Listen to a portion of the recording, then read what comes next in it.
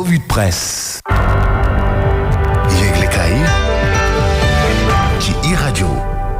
diggante palais ak primature la ñuy baagante ngir ji xaatu ji ana lan moo di wàllu ko kilifteef gàkk tolluwaay ga jamono jile Le Quotidien yéenekaay ma ngi ci daal di bécceeku subaak tey gile ngir daal di waxtaane loolee ne du président son excellence Bassirou Diomaye Diakhar Faye wala premier ministre Ousmane Sonko kenn ko takkanderam daal di xandaalu jamono jile ci réewum Sénégal Le Quotidien yéenekaay fesal ko ci xatamu njëkk ak mbind mu xonq ma ne am réew mu amul bopp ke ci la ñu nekk guddi yi ñu toll président Diomaye gàddu na ab walisam moom itamit daal di jël roplaanam waaye gis nañu ko ba muy romb kañu tegul gët kay te mu doon na kump ci ab tukkeem moo di premier ministre am doon Ousmane Sonko boobee moom la Touba ak Bakel nekk ci kër jaaxle di xaar seeni milliards yu ñu leen nattaloon ci biskab réewum Sénégal te ba tey jilee mënatuñ koo dégg sax waxe suma lak nag di ko gis La Tribune yi ni kaay ne ay dépenses yu sakkan yoo xamante ni le dogaloon nañu ko ci wàllu ko biskap réew mi dem na ci juróom-ñetti milliards yu ñu nàkk loon waa Bakel Touba moom itamit di laaj juróom-ñaari milliards am yu tegal genn wàll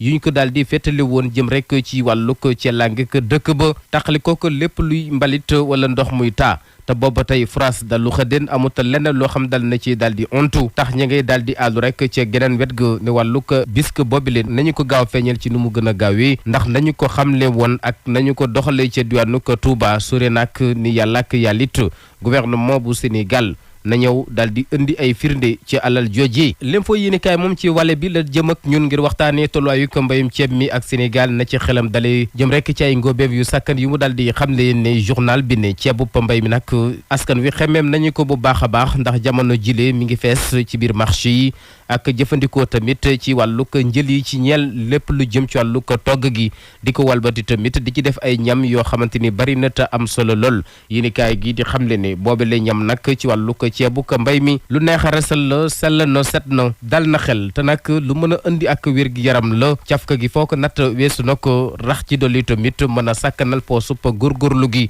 ak njaboot yeeg ni seen poos dal di faqee Sénégal nag waratul soxlaati beneen nëpp ceeb ca bitim réew ndax am na ci lu doy ak lu gën fi mu toll nii tembe ak ci diwaanu ko Podor gi mu ne lu toll ci téeméer ak juróom-benn fukki junni ci ay tonnes poussière ba mu ngi ko fay muur ci wàllu ko ceebu padi bi ñu bojjugul ngir ñàkk a gis lu ko jënd ñi tere ji ci États-Unis d'Amérique goo xamante ni lee doomu Sénégal yi daa mel ni kasara moo leen fay waaja dal ni ginnaaw barka Dembo Ndiaye génne nu ko jëyee daal na fay amati jàng nañu ko ci Les Échos yéenekaay foofee ci États-Unis ak benn doomu sénégalais bu dal di faat morom ba Babacar Mbengue lay wuyoo amoon na ñaar fukki at ak ñaar ci mbedd nag lañ fekk am néewam di jaaba jonge kenn farul bakkanam nag ku ñu ne Fallou Galas Fall nekk beneen doom sénégalais toll ci ñaar fukki at teg nañu ko loxo yéenekaay gi di xamle ni waajurub ki génn àdduna mi ngi liggéey ci ambassade bu Sénégal ci Washington